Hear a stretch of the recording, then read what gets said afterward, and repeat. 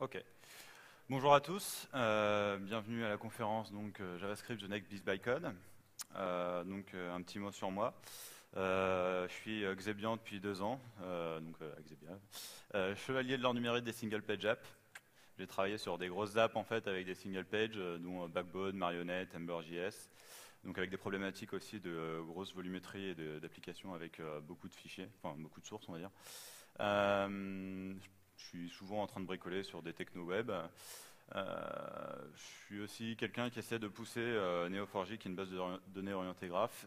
Je suis un amateur éclairé de Grails et contributeur Ember.js. De quoi je vais vous parler? De JavaScript, a priori, ça paraît cohérent. De son apogée, donc de comment il en est arrivé à ce stade de popularité et pourquoi. De la vie de tous les jours avec lui, en effet, c'est pas toujours rose, on va le voir. Et de son avenir. Peut-être pas forcément en tant que langage en tant que tel. Donc l'apogée. Donc ça, c'est ce que vous êtes en train de voir là, c'est en fait la cote de popularité de JavaScript sur Stack Overflow de 2008 à 2013. Il a commencé vers à peu près 4%, désormais il est à peu près vers 8%. Ok. Maintenant on compare avec Java.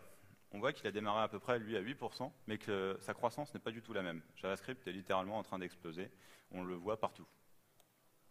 Donc quand je dis qu'on le voit partout, c'est Backbone, c'est Node, c'est Bootstrap, c'est Ember.js, c'est AngularJS, c'est des choses que vous avez forcément entendu parler durant la conférence et pendant vos devs, parce que c'est devenu mainstream. Pourquoi? Eh bien tout simplement parce qu'avec JavaScript, vous êtes capable de faire des choses puissantes et de façon très rapide, de façon très concise. Dans cet exemple, j'ai un serveur web que je démarre avec Express et que j'écoute sur le / sur le port 3000. Ça m'a demandé quelques lignes et c'est up. Avec du Java, même avec les lambda, ça n'aurait pas forcément été aussi simple. Ici, vous avez de la programmation fonctionnelle. C'est-à-dire que je prends une liste de 1, 2, 3 et 200 sur laquelle je fais un filtre pour retirer les nombres impairs. Je appelle une méthode alerte pour chacun de ces nombres. Puis je map pour faire le carré de chacun de ces nombres. Donc au final, on aura 4 et 40 000. Ça m'a demandé 5 lignes. Bon, ok, pour des aficionados de Haskell ou de Scala, ça paraît pas super, mais pour des gens qui ont l'habitude de langage beaucoup plus verbeux, c'est quand même très intéressant. Et surtout, c'est accessible pour le commun des mortels. Donc, si on devait qualifier JavaScript avec 3 mots, on dirait que ce serait rapide, simple et productif.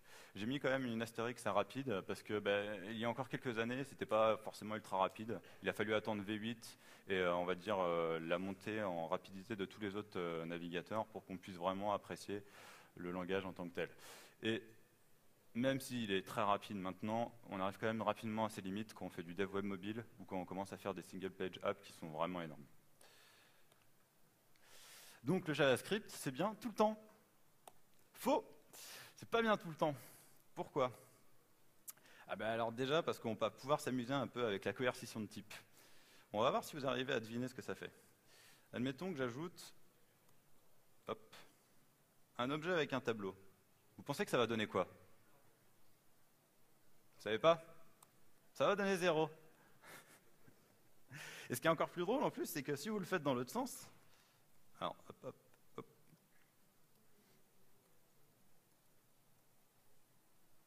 Et ça donne autre chose. C'est la magie de la coercition de type avec JavaScript. Étant donné que vous n'avez pas de typage, qu'il est encore moins explicite et qu'en plus il est faible, eh bien la coercition de type qui se fait à la volée donne souvent des résultats que les développeurs qui viennent de langages qui sont plus, on va dire, classiques, où on met le type, c'est pour eux un truc hérétique, quoi. C'est quelque chose qui ne devrait pas arriver. Typiquement, si on fait un type of nul, JavaScript n'hésite pas à vous dire que c'est un object. Ou que type of none, donc none, pour ceux qui ne font pas forcément de JavaScript tous les jours, c'est not numérique, c'est un number. Donc voilà, on se rend compte que finalement, JavaScript, il est bourré d'incohérences, et c'est surtout dû en fait, au fait qu'il n'a un typage dynamique, c'est-à-dire qu'il se résout lors de l'interprétation, implicite, à aucun moment j'ai pu définir que c'était un string, que c'était un entier, ainsi de suite, et faible, c'est-à-dire qu'en plus on peut additionner des choux et des carottes, ça ne pose pas de problème. Hop, excusez-moi, j'ai eu un petit loupé. Voilà. C'est aussi à cause de ce typage qu'on arrive à avoir des outils qui n'arrivent pas à suivre. Là, je prends IntelliJ, qui est probablement l'un des meilleurs éditeurs pour faire du JavaScript. Quand vous lui demandez de faire de l'autocomplétion, ben, étant donné qu'il ne sait absolument pas sur quoi vous êtes en train de travailler, le truc qu'il trouve le mieux à faire, c'est vous proposer en fait toute la planète qui commence par un A, là, par exemple. Donc finalement, votre outil ne vous sert pas à grand-chose. Décidément, j'ai des loupés. Voilà.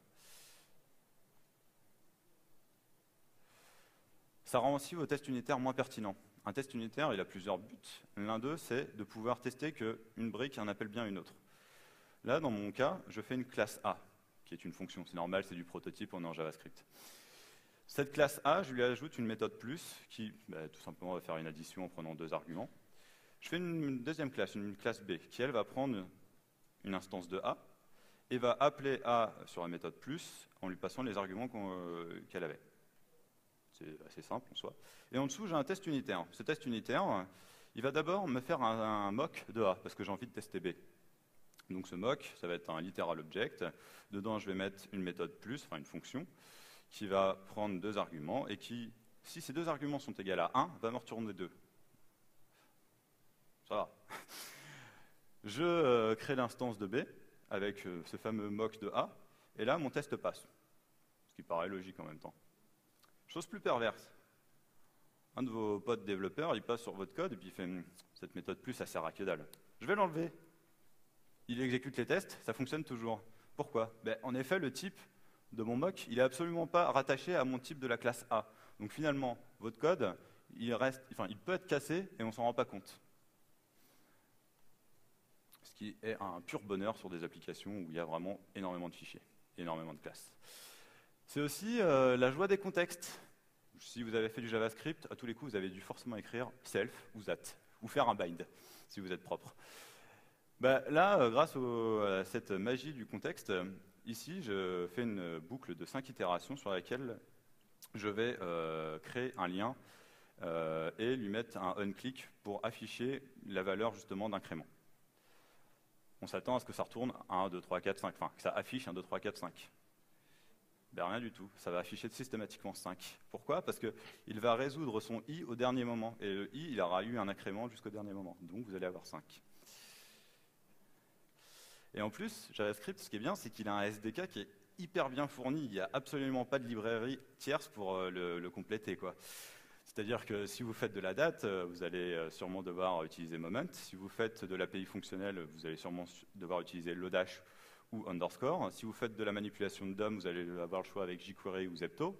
Si vous faites de la modularisation, vous allez faire du Require.js ou du Browserify. Bref, vous avez le choix, mais rien de base n'est compris dans le browser. Donc qu'est-ce que ça va être son avenir? Ça va être sûrement d'être le bytecode d'un langage. Mais ce langage, il aura quand même besoin d'être toujours aussi productif, parce qu'on ne va pas échanger JavaScript pour quelque chose qui est beaucoup moins productif. Moins what the fuck, parce que bon, on l'a vu via la console, on arrive à des trucs quand même assez ésotériques. Typé plus fortement, ou du moins explicitement, ce qui va en découler du coup une maintenance plus aisée, et des outils plus puissants. Donc ça va être le bytecode de quoi? Actuellement, c'est déjà le bytecode de beaucoup de choses.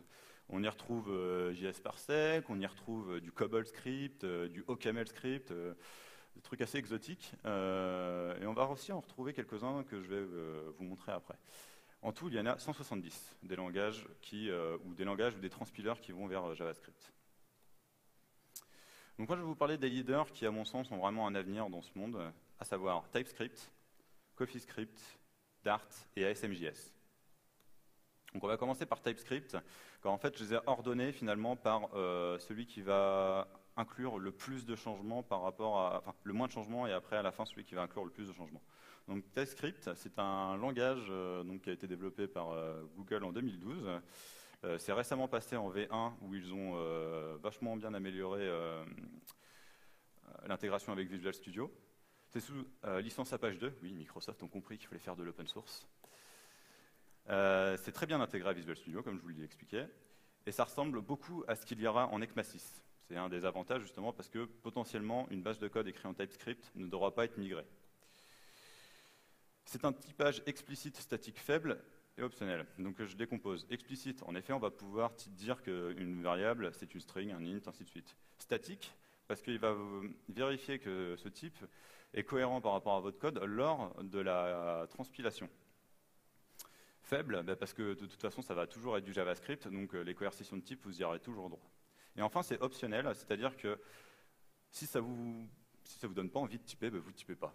Par contre, TypeScript est assez intelligent pour inférer le code, inférer le type d'une variable que vous n'aurez pas déclarée avec le type. Par exemple, si vous déclarez une chaîne de caractères, il va savoir que c'est une string et potentiellement ne pas vous permettre de faire des opérations qui ne sont pas autorisées. Donc, c'est un super ensemble de JavaScript, c'est-à-dire que la syntaxe de JavaScript est compatible avec TypeScript de base. Vous pouvez prendre un fichier JS, le passer dans le transpilateur TypeScript, ça marche. Et c'est là un des gros avantages, c'est que finalement vous allez pouvoir prendre une base de code existante et la faire migrer au fur et à mesure. Comment on la ferait migrer, par exemple ici? Alors, je reviens quand même un petit peu sur l'exemple. Ici, donc, nous avons une classe greeter, sur laquelle on a une méthode greet, qu'on instancie. Puis là, on a des opérations sur le DOM, mais ce n'est pas forcément ce qui est le plus intéressant, l'opération sur le DOM, c'est plus la classe qui est intéressante. C'est-à-dire qu'ici, j'ai une classe classique JavaScript, je vais pouvoir la transformer en classe TypeScript. Le code, par contre, qui est à droite généré, sera toujours finalement très similaire à ce que vous aviez écrit à la base.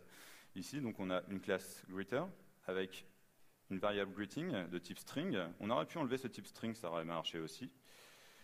On a un constructeur et on a des méthodes. Ça ressemble quand même à quelque chose de beaucoup plus familier. On a des génériques, comme en Java. Donc vous allez pouvoir avoir des classes génériques en typant par exemple le constructeur et la variable, et pouvoir lui définir son type derrière. On a de la modularisation, donc ce que actuellement vous faites avec Require.js par exemple. Là, vous allez pouvoir le faire directement dans le langage. Il est capable de décomposer la chose sous la forme de modules et de librairies. Donc c'est un gros avantage. Il a quand même quelques défauts, c'est-à-dire que vous êtes dans un langage qui est typé. Et vous voulez attaquer des librairies qui ne sont non typées, qui ne supportent absolument pas la variété. Typiquement, jQuery, quand vous l'utilisez, vous pouvez quasiment lui mettre un objet, une string, un entier, enfin beaucoup de paramètres différents. Là, non, vous avez des signatures, il va falloir faire à un moment donné un contrat. Et c'est justement que là que rentrent les interfaces d'interopérabilité. C'est que justement, il va falloir mettre en place des interfaces pour aller communiquer avec les autres frameworks qui sont écrits en JS. Vous n'êtes pas obligé, certes, mais si vous voulez embrasser la philosophie, c'est quand même plus pertinent.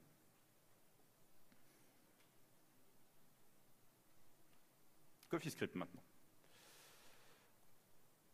Donc CoffeeScript, c'est un langage qui a été écrit par Jérémy Askenaz en 2009. Et comme la majorité de la communauté le dit, c'est juste du JavaScript. Ça peut être utilisé avec un transpiler comme TypeScript. Et c'est une syntaxe très épurée. C'est-à-dire que CoffeeScript, dans l'absolu, avec aucune contrainte, on pourrait dire, vous êtes capable de retirer les parenthèses, les accolades, les points-virgules, les virgules et les returns. On va voir qu'en vérité, ce n'est pas toujours le cas. Donc c'est un modèle orienté objet, tout comme ce qu'on a fait avec TypeScript, sauf que là, vous n'avez pas d'accolade, vous allez vous servir des tabulations pour créer un nouveau bloc d'instructions. Donc là, ici, on a une classe animale avec un constructeur. Le arrobase, c'est en fait un alias sur this.point, ça va pouvoir vous permettre d'initialiser la propriété name de la classe animale. Vous avez de l'héritage, vous pouvez étendre cette classe animale pour faire un pet. Le constructeur, du coup, évolue, et vous pouvez quand même appeler le constructeur parent de la classe animale. Vous remarquerez d'ailleurs qu'on n'est pas du tout obligé de mettre les parenthèses, hein. C'est pas un souci. Ici, j'instancie un nouveau animal avec comme propriétaire Rex qui s'appelle Garfield, et derrière, je vérifie que mon chat est bien un pet. Et je fais de l'interpolation de string, c'est-à-dire que je viens injecter la valeur de name dans cette chaîne de caractères. C'est assez classe. Franchement. Alors c'est du sucre syntaxique, c'est surtout ça en fait CoffeeScript qu'il faut retenir. C'est-à-dire qu'ici, ils ont incorporé les fortes compréhensions. D'ailleurs, en CoffeeScript, tout est expression. Ici, je peux lui dire, exécute-moi la méthode it sur la variable food, qui est en fait chaque item du tableau food qui est déclaré juste au-dessus, seulement quand food n'est pas du chocolate. Ça fait un peu, c'est presque comme si c'était de l'anglais. De même, vous avez aussi les ranges, c'est-à-dire que vous pouvez lui dire « je veux créer un tableau qui va de 10 à 1 avec un incrément de 1 ». Vous faites une itération et vous récupérez votre tableau ici. Et un truc aussi, et ça c'est vraiment intéressant, c'est les opérateurs chaînés. C'est quelque chose que je ne comprends pas pourquoi c'est pas dans d'autres langages. C'est la capacité finalement à borner avec des opérations, enfin des tests logiques de comparaison, une variable. Donc là par exemple on teste si le cholestérol est entre 200 et 60. C'est beaucoup de sucre syntaxique CoffeeScript. Là par exemple ils ont aliasé les booléens sur des variables de type true, yes, ainsi de suite. Comme toute cette expression, vous pouvez aussi inverser, c'est-à-dire que je retourne yes si pic est dans le tableau 47, 92, 13, alors que dans un langage plus traditionnel, vous aurez fait le if avant. De même pour les méthodes, et ainsi de suite. Je ne vais pas rentrer dans le détail là, parce que c'est sensiblement les mêmes exemples, hormis le point d'interrogation qui est assez intéressant aussi, qui permet de vérifier si une variable n'est pas undefined ou nulle. Test qu'on fait de façon assez récurrente en JavaScript.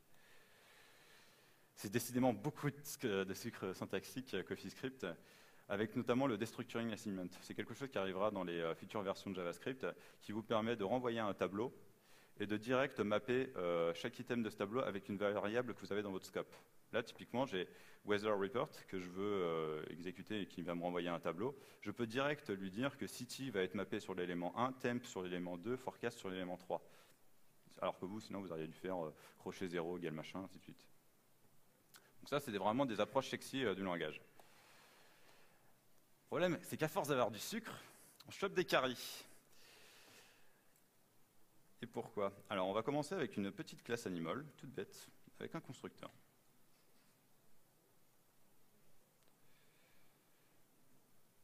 Vous remarquerez d'ailleurs que je l'ai écrit 3 fois plus vite qu'avec du TypeScript.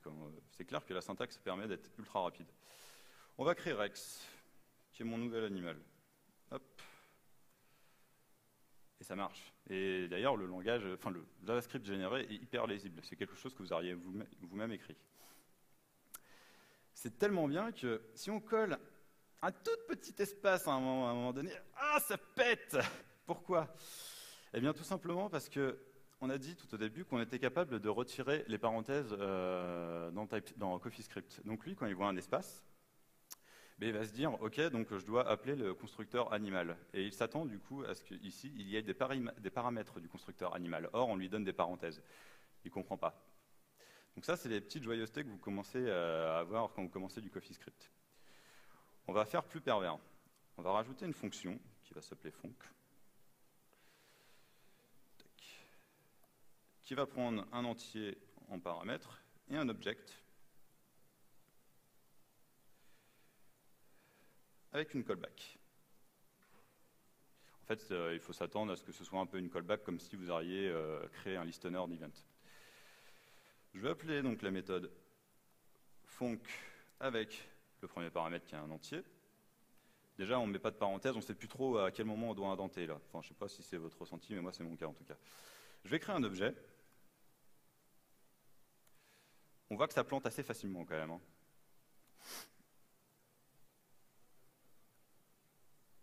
D'ailleurs, je ne suis même pas sûr que je vais arriver à ne pas le faire planter en fait. Et retourner 45. D'ailleurs, je ne suis même pas capable de le faire remarcher.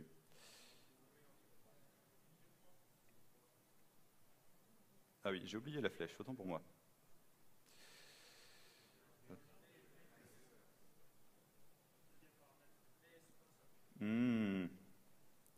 J'ai eu un... Voilà. Pardon. Donc du coup, on a déclaré notre object à l'intérieur qui déclare une callback event qui va retourner 45. OK. Maintenant, si on veut rajouter un peu d'intelligence dans cette callback, admettons un simple if-else. On va lui dire if, true, on s'en fout en fait de l'expression booléenne qui va faire que ça va renvoyer une valeur ou une autre. Puis else et 5. Ah oui, chose que j'avais oublié, c'est qu'il y a un deuxième paramètre là. Voilà. Hop. Ok. J'arrive pas à casser CoffeeScript ce coup-ci, mais d'habitude j'arrive à le casser à chaque fois que je fais ça. Donc là, en fait, finalement, J'ai ruiné la démo là. En fait, normalement, CoffeeScript, très rapidement, il va vous poser des problèmes concernant l'indentation, concernant là où les espaces sont mis. Bon, là, je suis arrivé à le faire fonctionner, franchement, tant mieux. Tant mieux, autant pour moi. Mais je sais que c'est quelque chose qui est assez récurrent de par mon expérience, de par les expériences que j'ai eues avec d'autres développeurs, qu'on casse très rapidement un code JavaScript à cause d'un espace, d'une tabulation, d'une parenthèse qui est mal initiée. On va descendre. Hop là. Ok, on a vu CoffeeScript, maintenant on va passer à Dart. Donc Dart, c'est un langage qui est propulsé par Google depuis 2011, qui est sorti récemment en version 1.3. Cette version a notamment apporté un gros gain de perf sur le côté serveur, car Dart compile en effet en client ou en serveur. C'est sous licence BSD, donc c'est ouvert au pull request, et c'est en train d'être standardisé ECMA par le comité TC52. Qu'est-ce que ça apporte que ce soit standardisé via ECMA? Typiquement, si Google un jour décide de lâcher Dart, ce qui est déjà arrivé chez des produits Google, ou que les autres navigateurs décident de l'implémenter, ça facilitera grandement le travail, étant donné qu'on aura une standardisation unique. Donc c'était conçu pour bâtir des applications web larges, créer des jeux vidéo. Ça c'est quelque chose qu'on sait moins de Dart, qu'on a commencé un peu à toucher. C'est qu'en fait, ils acceptent beaucoup des initiatives vers le jeu vidéo, et ils ont même implémenté par exemple des instructions processeurs directement implémentées dans le langage pour faire par exemple du calcul de matrice avec 4 floats en simultané. Ça permet d'avoir des gains de perf assez intéressants.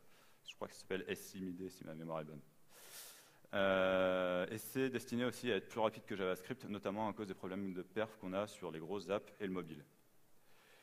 C'est donc exécutable dans une machine virtuelle qui s'appelle la Dart VM ou sur Dartium, qui est en fait un Chromium, donc la version open source de Chrome, avec la VM Dart. Comme je disais, c'est nativement côté client et serveur, ou ça peut être compilé en JavaScript via le Dart2JS, qui est donc un transpiler. Nativement, donc Dart est plus rapide que JavaScript, et, chose qui est plus étonnante quand on découvre la chose, c'est que le code JS généré par Dart est plus rapide que celui que vous auriez écrit à la main. Comment c'est faisable? Tout simplement parce que Dart, il a du typage. Il est capable du coup d'inférer globalement là où vous auriez fait des instances of, des vérifications si c'est pas nul. Lui, il est capable d'émettre des hypothèses sur votre code qui permettent de tout simplement prendre des raccourcis par rapport à ce que vous avez écrit. JavaScript ne permet pas de s'exprimer complètement en tant que développeur par rapport à ce que vous êtes en train d'écrire. Vous n'avez pas de type, dès lors, ça devient problématique. Et un autre axe aussi sur lequel le Dart2JS permet de générer du code plus rapide, c'est qu'il y a un tree checking global sur votre application, c'est-à-dire qu'il va modéliser complètement tout ce qui va être exécuté dans votre appli et retirer tout le code mort. Donc voici les perfs de Dart. Ce que vous voyez donc en bleu ciel, c'est Dart. Ce que vous voyez en violet, c'est le Dart2JS. Ce que vous voyez en jaune, c'est le JS de V8. Donc on voit qu'en fait, le Dart2JS était toujours plus rapide que le JS classique jusqu'à milieu février. Je ne sais pas ce que les mecs de Chrome ont fait. V8 soudain est arrivé à faire monter le JS au-dessus du Dart2JS. Alors j'en ai parlé récemment. Non, il n'y a pas de raison pour que le Dart2JS n'augmente pas avec cette mise à jour aussi. Mais comme ils ont des cycles de livraison, potentiellement, ça a peut-être pris du retard par rapport au graphe. Par contre, on voit que V8, lui, là, typiquement, on est à 927 au niveau du score, alors que Dart2JS, il est à 556, ou le JS V8, il est 620. Pour la petite explication au niveau du bench aussi, parce que je vous donne des valeurs, mais ça, comme ça. En fait, donc c'est le test Delta Blue qui vient en fait de la suite de tests Octane développée par Google, qui est une suite de tests comparable à SunSpider ou d'autres qu'on retrouve. Il y a différents benches que je vais vous montrer. Il y a le Fluid Motion qui vous montre aussi que là, Dart reste toujours plus performant. Le Richards, qui est pareil. Et le Tracer, donc ce qu'on utilise en jeu vidéo. Autre bench aussi qui est très intéressant, justement ce que je vous disais au sujet de la montée en perf de Dart côté serveur, c'est que là par exemple on est sur du request per seconde, typiquement ce que vous auriez fait avec un Gatling sur une application Java. On voit que les performances ont nettement augmenté, à savoir que là on était de l'ordre de 12 000 pour juste un Hello World, et là on est plutôt de l'ordre de 29 000, donc on a quasiment fait x2, même plus. Même chose pour la latence moyenne et la latence maximale. Dart, c'est du typage fort, explicite, statique, mais optionnel. Donc c'est-à-dire que là, je peux mettre string ou non, je peux mettre juste var. Mais il est quand même capable de me dire que si j'essaie d'additionner un string et une var, ça ne passera pas. Alors, ça paraît peut-être un peu rude comme ça de se dire on ne peut même pas faire de la concaténation d'un int sur un string, mais au moins ça vous garantit qu'il n'y aura aucun problème de coercition de type comme on peut retrouver en JavaScript. C'est un modèle orienté objet, donc vous pouvez définir une classe abstraite. D'ailleurs, Dart, si vous l'avez remarqué, enfin, vous commencez à le remarquer en fait plutôt, ressemble beaucoup à du Java. C'est pas pour rien en fait. Google n'ont pas abandonné, on va dire, l'idée de vouloir aspirer la communauté Java, donc ils ont fait un langage qui ressemble beaucoup à Java. On a un constructeur qui est animal, mais par contre on n'a pas de surcharge de constructeur. Ils ont plutôt privilégié la piste du constructeur nommé, c'est-à-dire qu'à chaque fois que vous allez vouloir un constructeur avec un paramètre différent, vous allez créer donc un constructeur en lui donnant un nom différent. Donc là par exemple si je voulais créer l'animal avec son nom, je lui ferais un new animal.fromName en lui passant les paramètres. On a aussi de l'initialisation instantanée. Là, par exemple, si je fais this.name, ce sera directement initialisé. Je n'ai pas besoin d'avoir un code dans le constructeur. Et il y a de l'héritage, notamment en pouvant étendre pet depuis animal.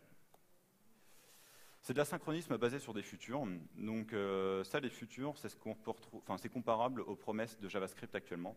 C'est-à-dire la capacité finalement d'avoir un code asynchrone qui ne devient pas un callback L avec du code qui est plus horizontal que vertical, quoi.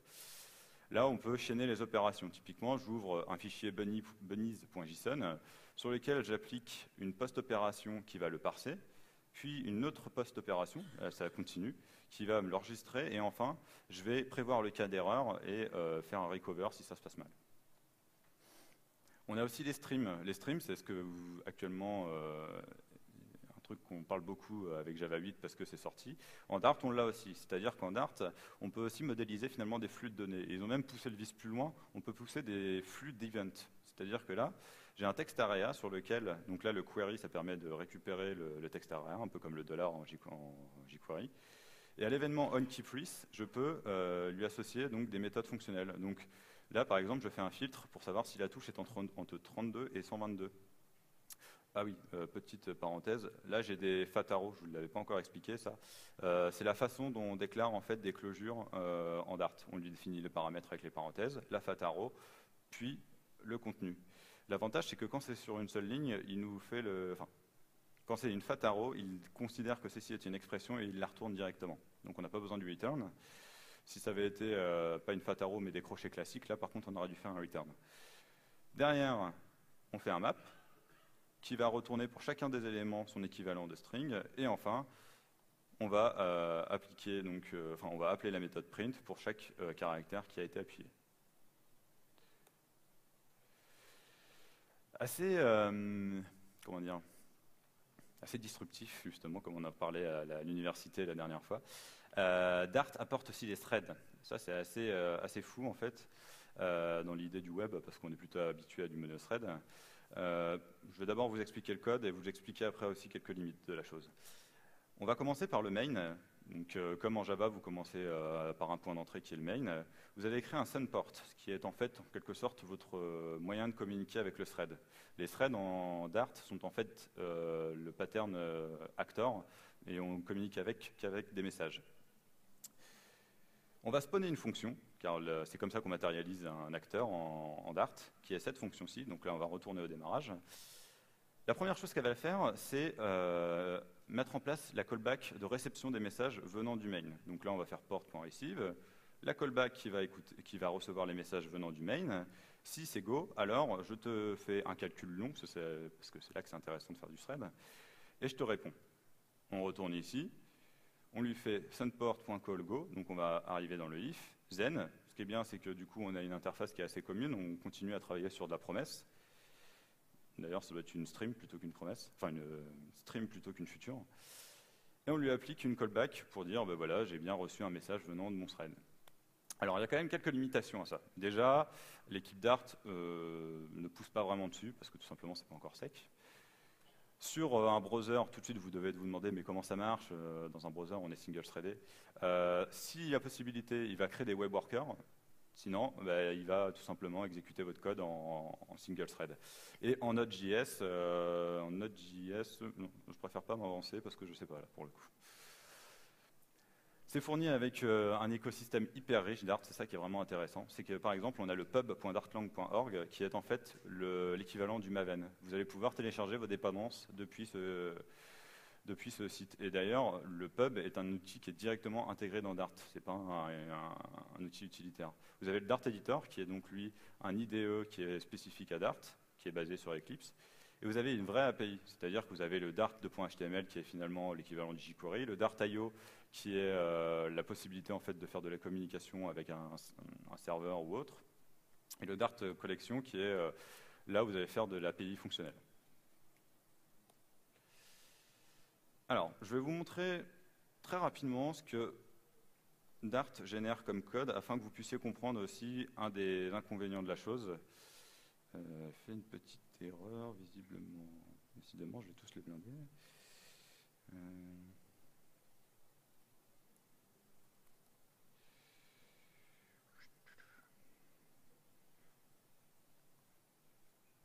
Ah, mon serveur a planté.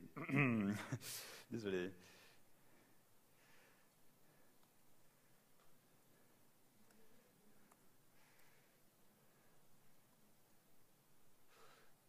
On va peut-être pas la retenter. Mais grossièrement, en fait, Dart, l'inconvénient qu'il a, en quelque sorte, c'est que il va vous générer, en même temps que le code que vous avez écrit, le code JS qui est équivalent à son API. C'est-à-dire qu'il va emmener avec lui tout son SDK. Donc là, typiquement, pour un main avec un Hello World, ça va me générer environ, je dirais, à peu près 1000 lignes quoi, de code JavaScript. Donc ça, c'est un inconvénient qu'il faut avoir en tête, mais qui en même temps est complètement normal. Des défauts, oui, il y a encore des bugs dans Dart. Vous l'avez peut-être vu hier avec la présentation d'Angular Dart, par exemple. Le Dart2JS a encore des problèmes sur d'autres navigateurs que Chrome. L'interopérabilité avec JavaScript n'est pas forcément très bonne, c'est-à-dire que, elle est tout à fait fonctionnelle, c'est pas le problème, mais c'est quand même moins à l'aise qu'avec du JavaScript classique. Et pour un langage qui date de 2011, on aurait quand même peut-être apprécié plus de sucre syntaxique, peut-être plus de fonctionnel, je sais pas, je pense au pattern matching ou des choses comme ça. Je vais vous parler maintenant d'ASM.js, qui est, on va dire, l'approche qui, elle, est la plus différente par rapport aux autres, étant donné qu'ASM, déjà, c'est pas un langage. C'est un produit qui vient de chez une brique logicielle qui vient de chez Mozilla, qui est sous licence MIT, donc c'est open source, et qui est en fait un sous-ensemble de JavaScript. À l'image en fait de UseStrict, vous avez un prologue qui s'appelle UseASM, et qui va expliquer à Firefox qu'à cet endroit, vous allez trouver du code ASM. Donc, mais ça reste du JavaScript. C'est fait pour être ultra rapide, c'est-à-dire proche des perfs du natif, et compatible avec tous les butineurs, donc IE, Firefox, comme c'est du JavaScript, il n'y a pas de souci. Mais par contre, ce n'est accéléré, c'est-à-dire ce n'est pris en charge en tant qu'ASM qu'à partir de la version 22 de Firefox. Alors comment ça marche ? L'idée, c'est que vous allez d'abord avoir un code C++. Enfin, on verra après que ce n'est pas forcément du C++, mais actuellement, c'est fonctionnel qu'avec du C++, qui va être compilé grâce à Clang. Donc Clang, c'est un compilateur à l'image de GCC, qui est capable, lui, de générer du LLVM bytecode. Qu'est-ce que le LLVM bytecode ? C'est Low Level Virtual Machine. C'est en fait une virtuelle machine qui est agnostique au langage. Il y a pas mal de langages qui compilent vers LLVM. L'idée étant de fournir une brique qui génère un bytecode qui peut être après réinterprété et réenvoyé vers de l'assembleur, vers un autre langage. L'idée est d'avoir un langage commun de bas niveau. Et c'est là que Firefox intervient. Eux, ils ont développé EMScripten, qui est en fait le module capable de prendre du bytecode LLVM et de le transformer en ASM.js. Ça va donc après être exécuté sur du moteur JS. Et donc là, j'ai rajouté OpenGL. Pourquoi ? Parce qu'il y a aussi du mapping d'API. C'est-à-dire que si vous utilisez du OpenGL C++ dans ce code-là, le EMScripten est capable de vous le retransformer pour utiliser WebGL. Donc c'est là que ça devient très intéressant en termes de perf, notamment du jeu. On arrive à des choses assez sympas. Ok, est-ce que c'est vraiment plus rapide ? On va voir. Hop là. Alors ça, c'est le moment cool de la démo pour moi. Ah, sauf que j'ai oublié ma souris, donc je vais encore me ramasser. Hop là, résume. Voilà. Alors on va ajouter des bots, parce que tout seul c'est pas drôle en fait. Et je vais probablement me faire tuer. Alors, on voit qu'en fait, ben là finalement, on arrive à quand même à recréer un environnement 3D avec des effets sur l'eau, une map qui est quand même assez grande. Barrez-vous. Je vais être ridicule, hein, je vous préviens. L'idée étant plus de vous montrer que là, je suis donc à 20 fps. Sans les bots, j'étais à 60 fps. Et si je teste cette démo sous Chrome, Chrome plante. Donc il y a vraiment un intérêt à avoir de la SMJS. Ok, comment c'est possible? Parce que finalement, si c'est que du JavaScript, je vois pas comment ça marche. Eh bien, en fait, ils ont changé les règles du JavaScript. À savoir que déjà, ils ont viré tous les types complexes, les strings, les objects, les booléens, parce que c'est des choses qui ne sont pas directement transformables en opcode. Ils ont fait que de la manipulation de type numérique sur 32 bits. L'utilisation massive de bitwise opérateurs, donc ce que j'appelle les bitwise opérateurs, c'est en fait les opérateurs qui appliquent des opérations logiques bit à bit. Ils ont unboxé les types primitifs, c'est-à-dire qu'en fait, quand vous êtes en JavaScript et que vous manipulez du integer ou ce que vous voulez, en vérité, vous êtes en train d'utiliser un type boxé, c'est-à-dire un objet qui représente l'integer ou un objet qui représente le double. C'est pour ça que vous avez d'ailleurs des méthodes sur les numériques. Là, le type, il est primitif, comme en C++, vous n'avez aucune méthode dessus. C'est statiquement typé, le code ASM, un compilateur peut le lire et comprendre quels sont les types qui sont manipulés. Et aussi, ils ont désactivé le garbage collector grâce à tout ça. Étant donné qu'ils sont capables de prédire tout le comportement du code de façon statique sans avoir à l'exécuter, ils savent quand est-ce qu'ils doivent libérer une mémoire. Et il y a aussi disparition des vérifications runtime. En effet, quand on sait comment ça va s'exécuter de façon statique, on n'a pas besoin de le vérifier quand c'est en train de runner. Pour vous faire une représentation plus claire de comment ça fonctionne, de la différence qu'il y a entre ASMJS et un interpréteur JavaScript classique, je vous ai fait un petit schéma. La première ligne étant donc, le fonctionnement classique que vous retrouvez dans Firefox, Safari, visiblement pas dans Chrome, je ne sais pas comment ils sont capables, mais ils n'ont pas de langage intermédiaire. Et donc on a un just-in-time compiler qui va prendre votre langage, enfin votre JavaScript, qui va le mettre dans un langage intermédiaire plus optimisé. Il va d'ailleurs notamment faire plein d'optimes, comme vous avez dans la JVM notamment, où là il va prendre des raccourcis sur votre code, et après il va l'envoyer en opcode. L'ASM, lui, comme il est statiquement typé, on sait exactement ce qu'il va faire de façon statique, on est capable, grâce à un ahead of time compiler, de directement le retransformer en opcode. Et c'est là le gain en fait qu'il y a à SMJS. Et donc cette brique qui fait ce fameux AOT, en fait, c'est OdinMonkey, qui est une sous-partie en quelque sorte de SpiderMonkey, qui est en fait l'interpréteur JavaScript de Firefox.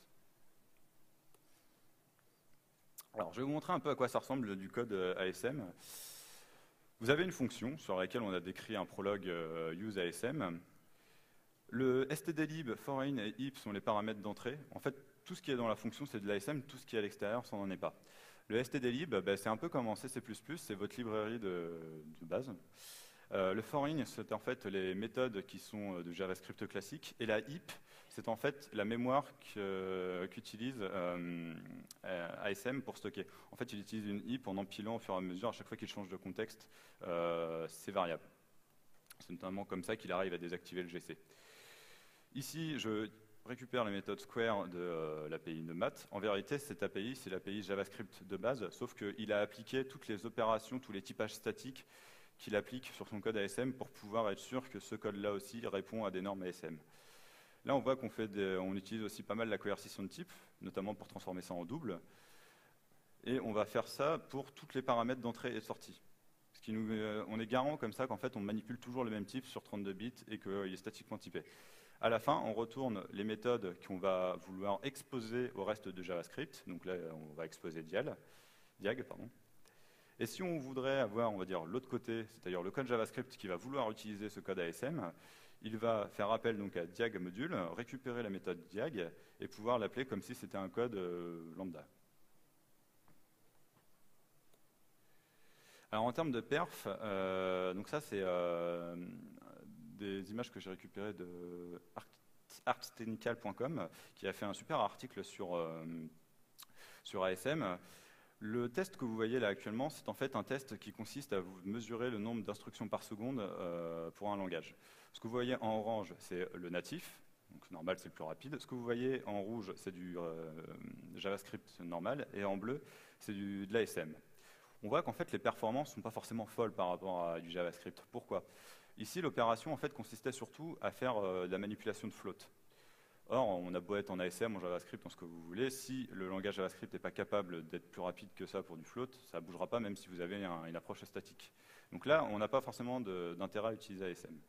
Par contre, si on fait du test sur de la mémoire, c'est-à-dire qu'on vérifie si un langage est rapide à faire de la copie, à faire du produit scalaire, à faire de l'ajout sur des listes, là on voit qu'ASM est hyper intéressant justement parce qu'il ne fait aucune vérification lors du runtime.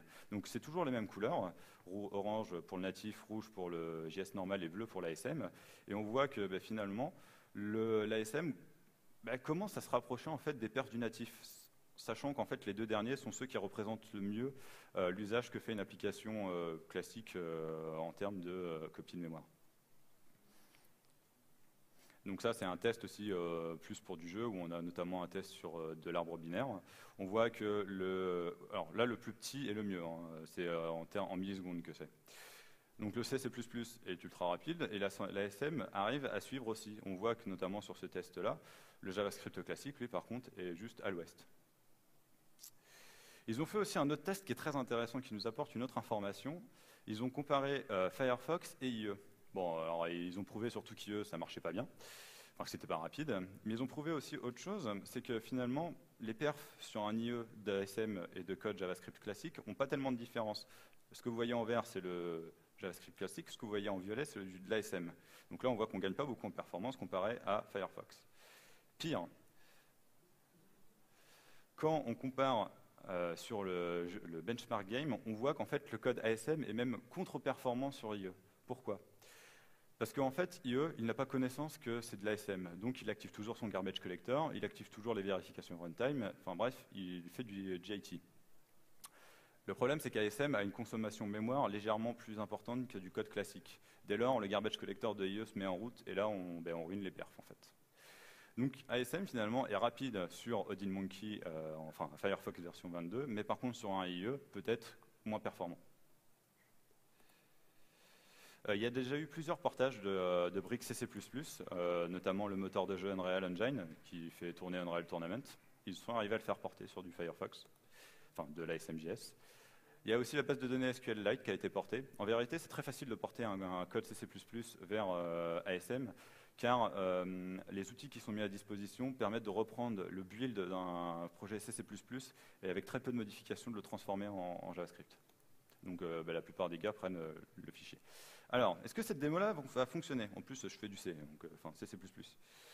Espérant. Ah, à la limite, je vais peut-être rester comme ça. Bon, allez, je tente. Donc là, on incorpore la librairie stdio.h. On va déclarer un main qui a un type de retour int. Et on va lui faire juste un printf de hello world. Hop, tac, tac. On va retourner avec un point virgule, ce sera mieux. Et là, en fait, ASM, il a généré beaucoup de choses, en fait. Il a généré à peu près 5000 lignes, si ma mémoire est correcte. Ouais, bon, enfin, vous avez compris qu'il y en avait beaucoup, quoi. Et pourquoi il y en a autant? Parce que je vous avais présenté juste une fonction avec le prologue à useASM, mais je vous avais expliqué aussi qu'il y avait la stdlib qui était passée en paramètres. C'est justement tout le code qui est autour du useASM qui est en fait la conversion des librairies natives de JavaScript dans sa version statiquement typée ASM. Et finalement, quand on fait une recherche sur use ASM, on arrive à retrouver notre petite fonction où justement mscripten vous explique qu'ici démarre le code ASM. Très intéressant. Et quand on regarde un peu plus loin, alors je suis désolé, j'ai pas pu inliner le code, c'est comme ça que mscripten le génère. C'est pas fait pour être lu, c'est fait pour être rapide. On voit qu'en fait, il va utiliser beaucoup. On voit des printf, des malloc et de la. Ce que je vous montrer surtout, c'est ça, voilà. On voit que là, en fait, il utilise énormément les bitwise opérateurs pour faire de la conversion dans des types primitifs du genre double, entier, et ainsi de suite. Ce qui sont en fait des primitifs finalement qui sont compris par un compilateur. Donc, conclusion. Les projets évoluent et on se rend compte que JavaScript c'est hyper bien pour prototyper, mais par contre sur des grosses applications, c'est superflu. Enfin, pardon, excusez-moi. Le typage est superflu pour du prototypage, mais par contre sur des applications à long terme, c'est juste vital parce que vous avez besoin que vos tests unitaires soient bons, vous avez besoin de vous retrouver dans les grosses bases de code, et sans typage, c'est juste la galère. Les grands du web l'ont compris. On a vu qu'il y avait quand même Microsoft, Google et Mozilla qui sont sur le coup. Moi, ce que je vous conseille de ma propre expérience, CoffeeScript et TypeScript sont intéressants à court terme, étant donné qu'ils ne vont pas forcément vous demander beaucoup de modifications par rapport à votre base de code, avec quand même une préférence pour TypeScript parce que je ne suis pas fan de la syntaxe CoffeeScript. Mais ça ne corrige pas tout. Parce que vous avez toujours les problèmes de this, notamment si this est toujours le this en JavaScript, donc vous allez toujours avoir les mêmes problèmes. Et les problèmes de perf aussi, parce qu'il n'y a aucune optimisation qui est faite sur le langage, enfin sur le JS généré. Dart est beaucoup plus complet de loin, étant donné qu'il y a une API, il y a le Dart2JS, il y a des fonctionnalités vraiment très intéressantes du langage. C'est aussi un langage qui est stratégique pour Google, parce que là, donc, je vous parlais de Chrome. D'ailleurs, Dart, il y a de très fortes chances qu'il arrive cette année, en fait, pour l'information dans Chrome. Mais ça peut être aussi un langage qui est stratégique pour la plateforme Android. Rappelez-vous, il y a quelques années, Google a eu des gros problèmes de brevets avec Oracle. Avoir un langage sur lequel ils peuvent se baser, sur lequel ils ont des brevets, sur lequel ils manipulent, ça peut être très intéressant pour eux pour se prévenir de tout problème. Surtout qu'en plus, ils le gèrent de A à Z. La SMJS est très prometteur, franchement, en termes de perf, c'est quand même super. Le problème, c'est qu'il a une gestion, actuellement, les seuls langages qui compilent vers SM, ce sont des langages avec gestion manuelle de la mémoire, chose que nous, développeurs d'applications de gestion plus classiques, on ne fait pas. Pour l'instant, car chez Mozilla, il a été clairement dit qu'à l'avenir, ils vont essayer de prendre des langages avec Garbage Collection et de pouvoir compiler en ASM. Pour moi, ça me paraît quand même assez compliqué parce que ça voudrait dire qu'on arrive à déterminer à quel moment précis le Garbage Collector passe. Ce qui n'est pas forcément évident en Java ni en C# ou d'autres langages avec Garbage Collection. Alors, une des idées que je pense qui pourrait être vraiment intéressante pour ASMJS, super, ce serait que ce soit le JNI du JavaScript, c'est-à-dire que ce serait une brique native que vous appelleriez uniquement quand vous avez besoin de performance. On a vu que c'était tout à fait intégrable avec du JavaScript. Donc si vous avez besoin de performance à un endroit donné, par exemple pour du jeu vidéo, vous faites une brique en ASM et le reste de votre application en JS. Ça peut être une idée. Voilà. Je vous remercie et je suis dispo pour les questions.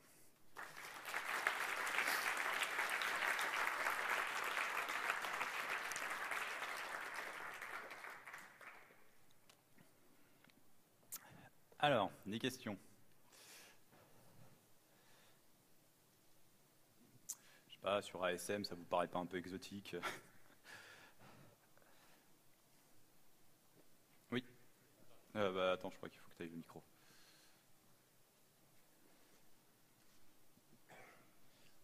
CoffeeScript, il y a un autre truc moi, qui me chiffonne un peu, c'est le nombre de forks qui existent aujourd'hui. Et de mémoire, le créateur du langage refuse aujourd'hui de changer son langage. Oui.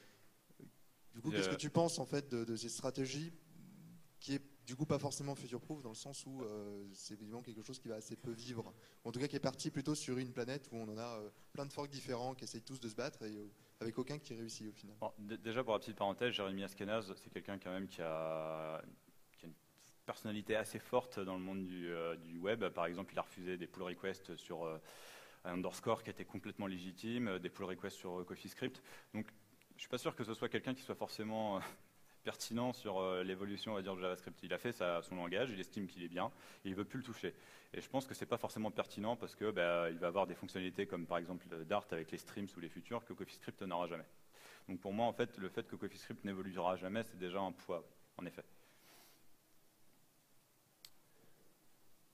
D'autres questions? Oui.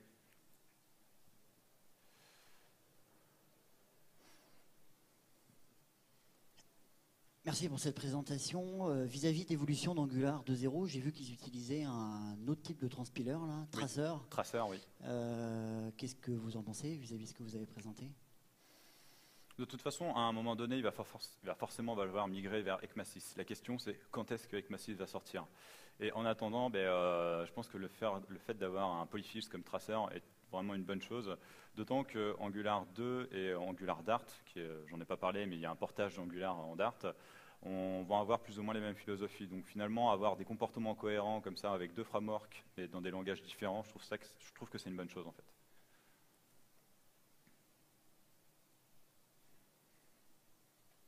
D'autres questions? Bon, ok. Je vous remercie.